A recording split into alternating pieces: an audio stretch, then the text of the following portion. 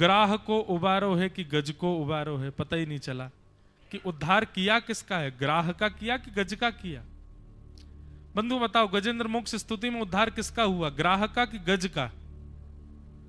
उद्धार का मतलब ये मत समझ जाना है कि नाम नाम सत्य को बोलते हैं उद्धार, नहीं। उद्धार का मतलब भगवत अति कृपा किस पर हुई, ग्राह पर कि गज पर?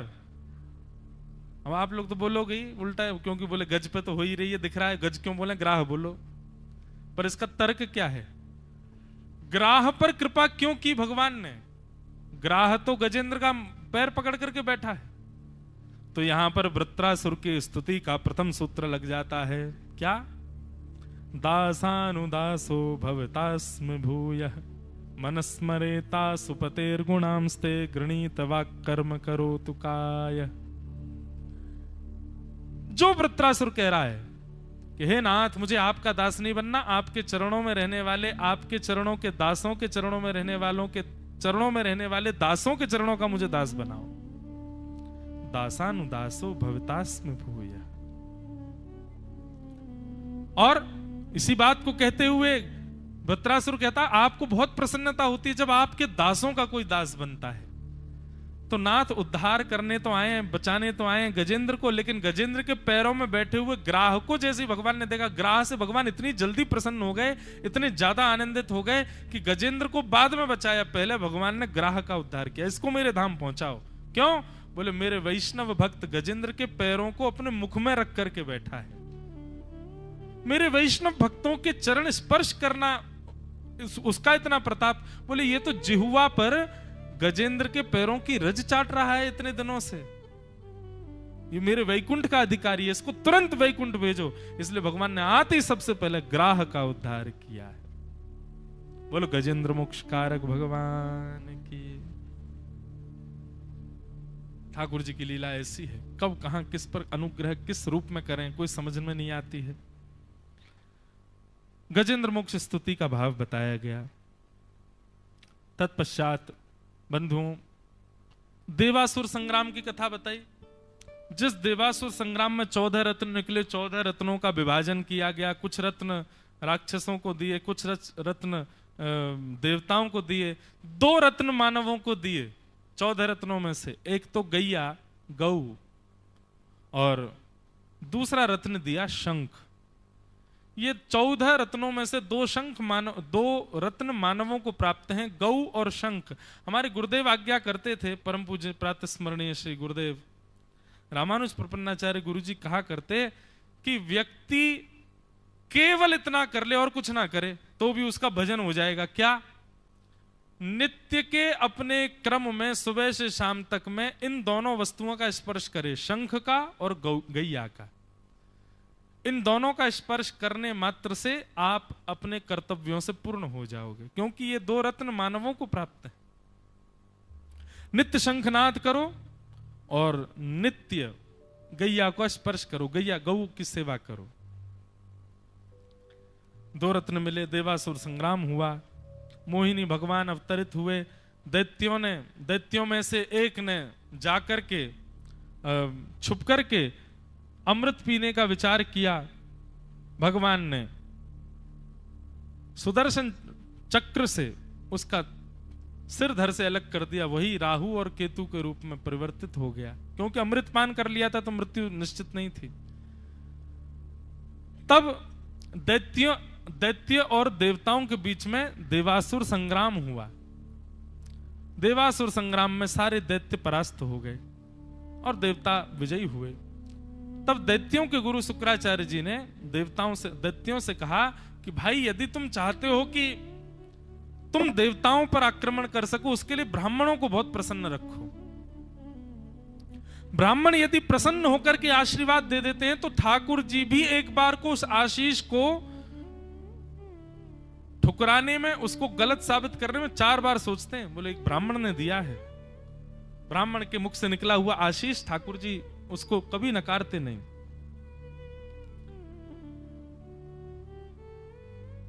शुक्राचार्य जी महाराज ने कहा, बलि, तुम ब्राह्मणों को प्रसन्न करने की एक उपासना करो और बलि ने सुंदर यज्ञ आदि होम कराए, ब्राह्मणों को खूब दक्षिणा दी, ब्राह्मणों ने मिलकर के आशीर्वाद दिया, विजयी भव।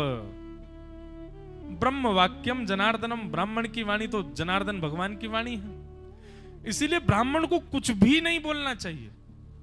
कुछ भी नहीं बोलना चाहिए मतलब कुछ भी नहीं, कुछ भी मतलब कुछ भी नहीं बोलना चाहिए, कुछ भी बोल दो। सदा हुआ रहना चाहिए ब्राह्मण की वाणी को, क्योंकि उसकी वाणी को दायित्व मिला है ठाकुर जी की वाणी का।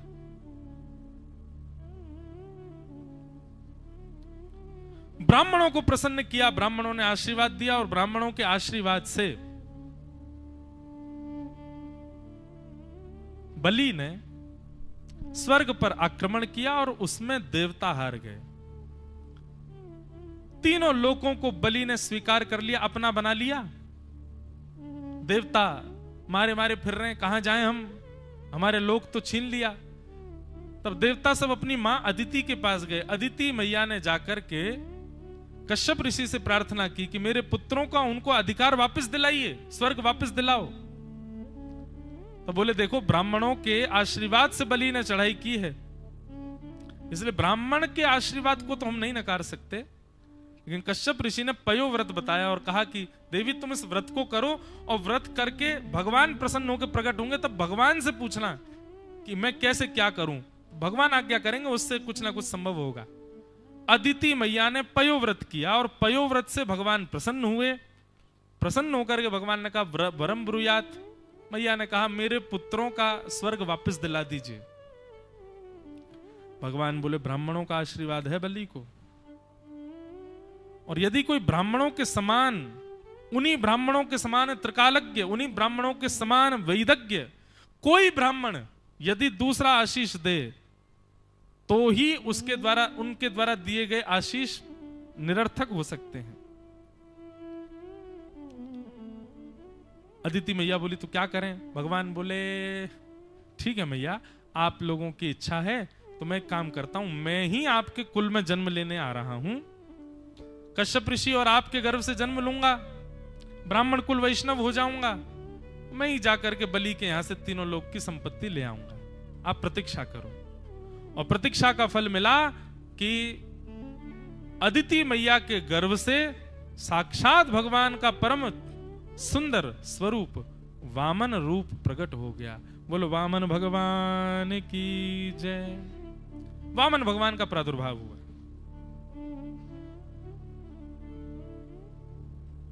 मतवारी जाकी चाल मेरो अदिति को लाल, बड़ी अद्भुत चाल है वामन भगवान की।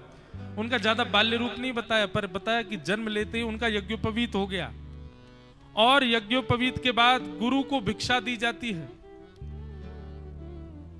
बृहस्पति गुरु रूप में बैठे हैं, तो यज्ञोपवीत में नियम होता है जितने दर्शनार्थी आते सबके आगे, हमारे यहाँ तो ऐसे होता है, यहाँ के नियम विलग हो तो पता नहीं, हमारे यहाँ तो यज्ञोपवीत के पश्चात 5 दिन का पूरा क्रम रहता है। 5 दिन में यज्ञोपवीत होता है, तो वही पूर्ण, जैसे यहाँ अनुष्ठान से पूर्व आपने प्रायश्चित कर्म कराया, ऐसे यज्ञोपवीत में भी होता है। शिखा रखी जाती है, पूरा शोभ क्रिया होती है। 5 दिन तक, 3 दिन तक बालक जिसका यज्ञोपवीत, उसको पृथ्वी पर सोना है, कटी अपने ब्रह्मचर्य रूप में रहना है, दंड हाथ में लेकर के चलना है, झोली टांग करके रखनी है। बड़ा अद्भुत होता है यज्ञोपवीत संस्कार भी।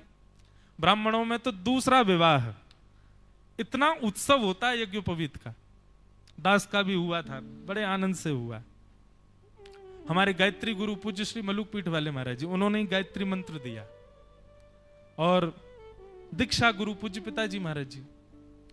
तो यज्ञोपवीत संस्कार में नियम होता है कि जितने लोग आए, रिश्तेदार, नातेदार, अड़ोसी पड़ोसी, सबके आगे ऐसे झोली फैलानी पड़ती है और जाके कहना पड़ता है भिक्षाम देही माते भिक्षाम देही।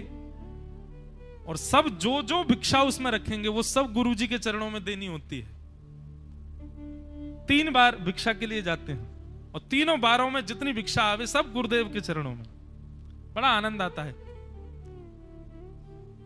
अब तो उसका और स्वरूप कहीं कहीं ऐसा हो गया, वहां माताएं लेडी संगीत, रात भर वो संगीत होता है, बजाती हैं, गाती हैं।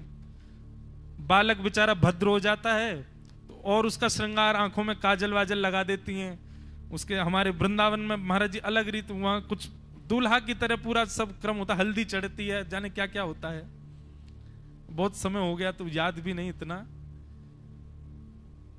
तो वामन भगवान का यज्ञोपवीत संस्कार हुआ, सबसे भिक्षा लेकर के गुरु बृहस्पति के चरणों में गए। बृहस्पति ने कहा मुझे ये नहीं चाहिए। वामन भगवान बोले गुरुदेव आज्ञा करो। बोले यदि गुरु के चरणों में भिक्षा रखना चाहते हो, दक्षिणा रखना चाहते हो, तो जाओ बलि के यहां से तीनों लोक लेकर के आओ, जो बलि ने अतिक्रमण कर लिया है, तीनों लोक लेकर के आओ, तब हम तुम्हारी भिक्षा स्वीकार करेंगे। तो इसका मतलब यह है कि श्री यज्ञोपवीत संस्कार तो हो गया, पर यज्ञोपवीत संस्कार पूर्ण कब माने? जब गुरुजी भिक्षा स्वीकार कर लें।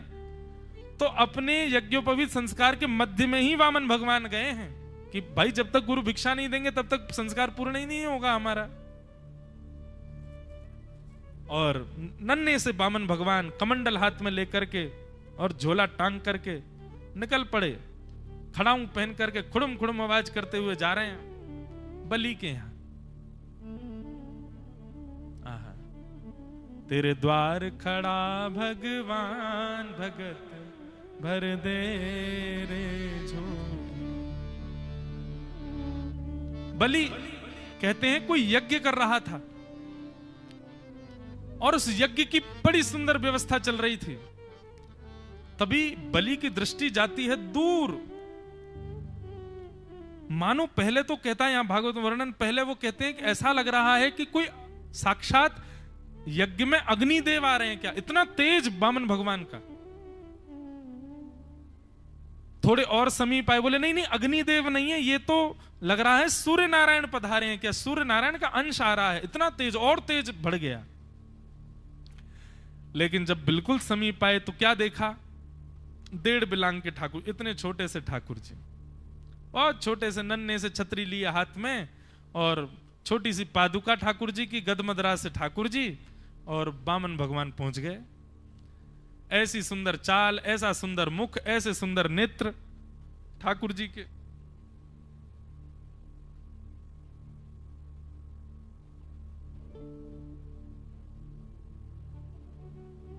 वामन भगवान आए,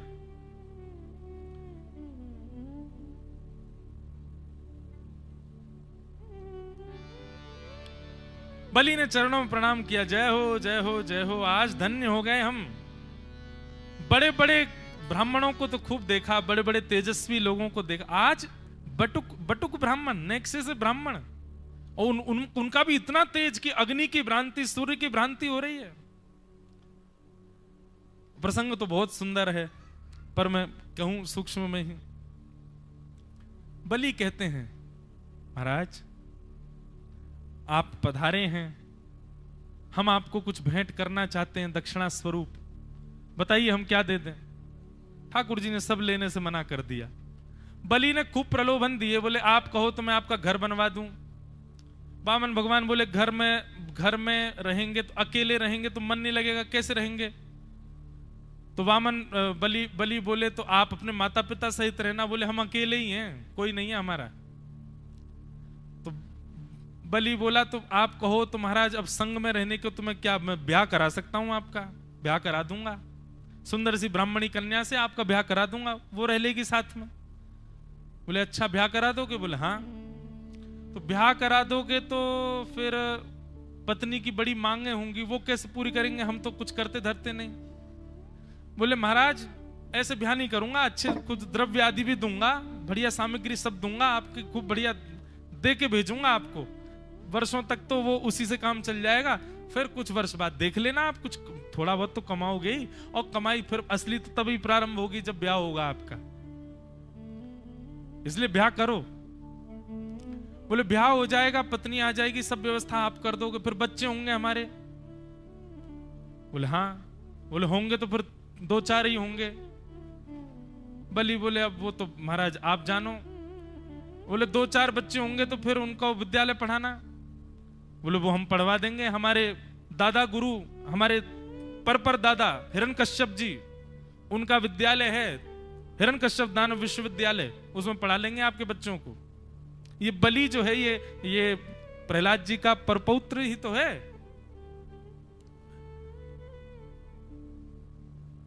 भगवान बोले अच्छा तो बच्चों को पढ़ाने की व्यवस्था भी आप कर दो? बोले हाँ। अच्छा एक बात बताइए, जब बालक होंगे 4-5 बालक होंगे, एक आध उसमें से पधार गया तो? बोले पधार गया तो मतलब? बोले नहीं, पधार गया तो फिर तो रोना पड़ता है ना, बालक कोई घर का चला जाएगा तो रुदन करना पड़ेगा।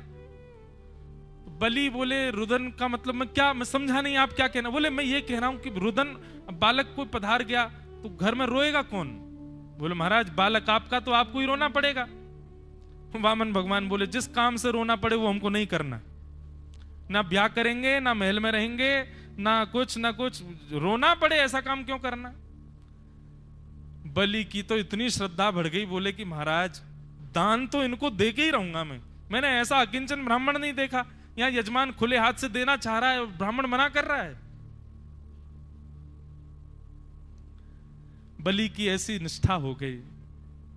लेकिन दूर खड़े शुक्राचार्य जी तिरछी नजर से देखने लगे, बोले ये कैसा ब्राह्मण है भाई? बलि ने सब व्यवस्था के लिए कह दिया, फिर पीछे हट रहा है। रुको। तुरंत नेत्र बंद करके महाराज जैसे ही देखा तो वामन रूप में ही शंख चक्र गदा पद्मधारी साक्षात ठाकुर जी का दर्शन। तुरंत शुक्राचार्य जी दौड़ करके गए, बलि का हाथ पकड़ करके पीछे खींचा। बोले बलि हम तुम्हारे गुरु हैं, हमारी आज्ञा मानोगे? बोले गुरुदेव आपकी आज्ञा सर्वोपरि है, कोई दान पुण्य नहीं करना, कुछ नहीं देना, इनको बोल दो कोई दान वान नहीं देना, आप जाओ। बलि बोला महाराज मुझे दान की शिक्षा आपने ही दी है और आप ही कह रहे हो दान देने से मना कर दे, ऐसा मत कहो भगवान। बोले देख तू हमारा शिष्य है, हम तेरा भला चाहते हैं, हम तुझे स्पष्ट कह दें ये ना तो बामन है ना त्रेपन है, ये साक्षात भगवान है, ये कोई बालक नहीं है। और सुन ये 3 पग जमीन मांगेंगे तुझसे, और नहीं विश्वास तो तुम पूछ के देख ले, ये 3 पग जमीन मांगेंगे। बलि लौट करके गया, चरणों में प्रणाम किया, बोले भगवान कुछ तो मांगना पड़ेगा, और प्रलोभन दिए। वामन भगवान सुनते सुनते अंत में बोले अच्छा ठीक है तुम देना चाहते हो तो एक वस्तु दे दो। बोले क्या? 3 पग जमीन दे दो। 3 पग जमीन नाम सुनते ही बलि तो गुरुदेव की तरफ देखे, लेकिन वो प्रसन्न हो गया। बोले क्यों? बलिहारी गुरुदेव की जो मुझे गोविंद दियो बताए। हे गुरुदेव बलिहारी आपकी, आपने मुझे बता दिया ठाकुर जी है मेरे द्वार पे। चरणों में प्रणाम किया। बोले भगवान 3 पग जमीन, आपकी बात तो ठीक है पर ये कैसे संभव है 3 पग जमीन? वामन भगवान बोले पहले पूरी बात सुनो, 3 पग जमीन चाहिए और हमारे पैर से ही नपी हुई चाहिए हमको। बलि बोला चुल्लू भर पानी में डूब जाऊंगा मैं, त्रिलोकी का साम्राज्य है मेरे पास, तीनों लोकों का राजा मैं, उससे आप 3 पग जमीन, वो भी आपके पैर। महाराज मेरे हाथ हथेली बराबर तो आपका पैर भी नहीं है, 3 पग तो आप मेरी हथेली पे ही चल जाओगे, इतनी सी जमीन और त्रिलोकी के स्वामी से मांग रहे हो आप। भगवान बोले 2.5 नहीं लेंगे, 3.5 नहीं लेंगे, 2.25 भी नहीं लेंगे, 3 ही लेंगे और अपने पैर से नपी हुई लेंगे। देना हो तो दो, नहीं तो हम जा रहे हैं। बलि लौट करके आया, बोले भगवान गुरुदेव आपने बड़ी कृपा करी, भगवान है पर ये 3 पग जमीन के लिए क्यों पीछे पड़ रहे हैं? शुक्राचार्य जी बोले तुमने तीनों लोक हड़प लिए हैं देवताओं के, तुमने जैसे ही संकल्पित किया कि मैं 3 पग जमीन देने का वरदान देता हूं, ये तुरंत विराट हो जाएंगे और इनका 1 पग ही इतना बड़ा हो जाएगा कि 2 लोग तो उस 1 पग में आ जाएंगे, दूसरे पग से ये तीसरे लोग को नाप लेंगे और तीसरा पग रखने के लिए कोई जगह ही नहीं बचेगी, सबको 2 पग में नाप लेंगे और जब तीसरा पग रखने के लिए इनके पास कुछ नहीं बचेगा तब ये तुझको बंदी बना करके नरक में भेज देंगे। क्यों? दान का संकल्प करने वाला यदि पूर्ण ना करे तो नरकगामी होता है। ये सारी योजना है देवताओं की और परब्रह्म की, मैं तेरा गुरु हूं, तुझे समझा रहा हूं, मत दे। लेकिन प्रहलाद जी के वंश का बालक है बलि। बोले महाराज यदि ये ब्राह्मण है ना तो 3 पग जमीन ही लेकर के जाएगा, और यदि ये परमात्मा है तो मुझे भी लूट ले जाएं, मेरा पूरा साम्राज्य ले जाएं, मुझे कोई चिंता नहीं, पर मैं दान देने से मना नहीं करूंगा। बलि चला गया। बोले ठीक है महाराज मैं 3 पग जमीन देता हूं। जैसे ही संकल्प करने लगे शुक्राचार्य जी कहते हैं कि उस संकल्प के उस जल झारी में जाके उसके तंतु में बैठ गए तो जल ही नहीं निकलेगा तो संकल्प ही नहीं होगा, अपने शिष्य को बचाऊंगा मैं। तो महाराज वामन भगवान ने एक कुशा निकाली अपने आसन में से और कहा, बलि कुछ फंस गया भीतर, साफ करो। बलि ने जैसी कुशा भीतर डाली तो शुक्राचार्य जी बैठे थे, एक आंख पधार गई उनकी। कोई दे रहा है, कोई ले रहा है, तुम क्यों बीच में रोक रहे हो किसी को? दान आवागमन चलता रहता है, हम कौन होते हैं किसी को जाके समझाने बताने वाले? मत लो, या इसको ये मत दो, या ऐसा मत करो। जैसे ही जल हाथ में दे करके संकल्प किया कि 3 पग जमीन देता हूं, प्रद दे, जैसे ही कहा भगवान तुरंत विराट हो गए, विशाल रूप धारण कर लिया। एक पग से 2 लोकों को नाप लिया, दूसरा पग बढ़ा करके तीसरे लोक को नाप लिया। तीसरे लोक में जैसे ही पग पहुंचा ठाकुर जी का, ब्रह्मा जी ने तुरंत कमंडल में से जल लिया और जल लेकर के भगवान के चरणों का प्रक्षालन कर लिया। वही प्रक्षालन होकर के भगवान के सुंदर चरणों में से जो जल था वही ब्रह्मा जी के कमंडल में आया। वही ब्रह्मा जी के कमंडल से जब पृथ्वी पर भागीरथ की तपस्या के कारण वही जल आने लगा तो महादेव ने अपनी जटाओं में धारण कर लिया और जटाओं से वही जल भगवान श्री नारायण का चरणों का सुंदर रसामृत, वही जल हिमालय से बहता हुआ पृथ्वी को पावन करने, पवित्र करने के लिए पधारा। वही है गंगा। बोलो गंगा मैया की जय। वामन भगवान के 2 पग से 3 लोकों को नाप लिया, तीसरा पग रखने के लिए कुछ नहीं बचा। आज्ञा कर दी शेषनाग को, जाओ बलि को बंदी बनाओ। इसने 3 पग जमीन देने का वरदान दिया था। बलि को जैसे ही बंदी बनाया, बलि चुपचाप बंधन में बंध गया।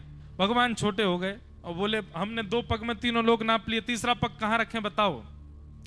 बोले पहले शेषनाग को कहो मुझे छोड़ें तब बताऊंगा। छोड़ दो। बलि मुक्त हुए, नीचे बैठ करके बोले, भगवान देखो, पहली बात तो आपने जब वरदान मांगा तब तो आप छोटे से थे, अचानक आप बड़े हो गए, ये तो छल किया ना आपने। दूसरी बात, कोई बात नहीं, आप सर्वसमर्थ हैं, कुछ भी कर सकते हैं, पर 2 पग से आपने 3 लोक नाप लिए, पर 3 लोकों का स्वामी तो अभी भी बैठा है। 3 लोक नापे पर 3 लोकों का अधिपति मैं हूं, मैं तो अभी भी बैठा हूं। लाइए तीसरा चरण मेरे सिर पर रख दीजिए, मुझको भी स्वीकार कर लीजिए। जैसे ही कहा तीसरा पग मेरे सिर पर रख दीजिए, वामन भगवान तो वहीं पिघल गए। बोले अरे हम तो तुमको छलने आए थे और तुम्हारी भक्ति ने तो हमको भावुक कर दिया।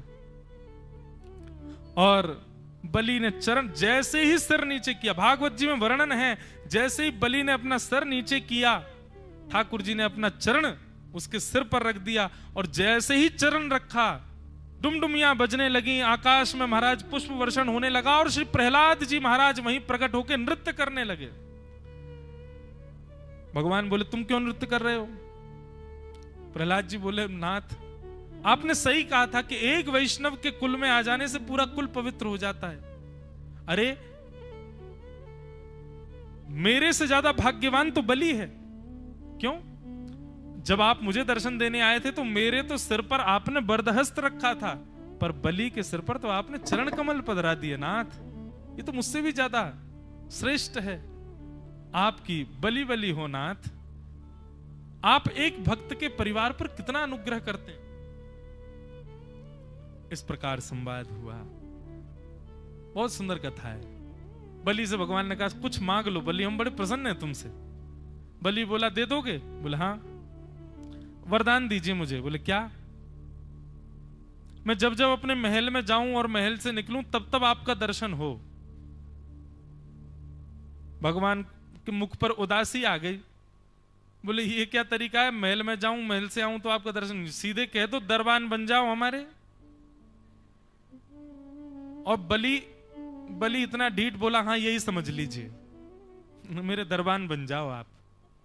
जब जब महल में जाऊं महल से निकलूं आपका दर्शन हो। और बंधुओं ठाकुर जी बलि के प्रेम से रीझ करके उसके दरबान बन गए। द्वार पर शंख चक्र गदा पद्मधारी श्रीमन नारायण साक्षात खड़े हैं बलि के यहां। ऐसे बलि पर अनुग्रह भगवान ने किया। लक्ष्मी जी को ठाकुर जी की बड़ी याद आई, तो लक्ष्मी जी एक सामान्य कन्या का रूप धारण करके आई। बलि से आकर के कहा कि मेरे कोई भाई नहीं है, मैं आपको राखी बांध दूं। रक्षाबंधन का त्योहार ही यहीं से प्रारंभ हुआ। मैं आपको सूत्र बांध दूं, रक्षा सूत्र। बलि ने अपना हाथ आगे बढ़ाया, बोले बांधो बहन। रक्षा सूत्र बांधते ही बलि ने कहा अरे कुछ दक्षिणा देनी चाहिए। तो फिर लक्ष्मी जी बहन बन के गई थी, बोले तो फिर भैया दक्षिणा बहन के मन के मुताबिक दो, जो बहन चाहे वो दो। बलि बोले अरे अरे मांगो, क्या चाहिए तुमको? बोले आपके द्वार पे जो सांवरा सलोना सा आपका द्वारपाल है, इससे हमारा ब्याह करा दो और इसको हमारे साथ भेज दो। बलि बोला अरे वो कोई द्वारपाल नहीं है, साक्षात वैकुंठ नाथपति साक्षात नारायण हैं, और नारायण थोड़ी कहीं जाते हैं। तुरंत लक्ष्मी अपने रूप में प्रकट हो गई। प्रकट होकर के कहा बलि भैया मैं भी तो लक्ष्मी हूं ना, नारायण सदा लक्ष्मी के साथ विराजते हैं। अब बहुत दिन आपकी सेवा हो गई, अब कृपा करो मेरा पाणी ग्रहण करके ठाकुर जी को मेरे साथ वैकुंठ भेज दो। ठाकुर जी का बलि के यहां पर पुनः पाणी ग्रहण हुआ लक्ष्मी जी के साथ। बलि कितना बड़ा सौभाग्य बलि का। भगवान का लक्ष्मी जी का कन्यादान किया ठाकुर जी के हाथ में। मेरी बहन है, रक्षा सूत्र बांधा है, और ठाकुर जी को रक्षा सूत्र बांधने, रक्षा बंधन के उपहार के रूप में अपनी बहन को ठाकुर जी को दिया बलि ने। इस प्रकार बलि बामन की कथा सुनाई गई। उनको हम बारंबार प्रणाम करते हैं। बोलो बामन भगवान की जय।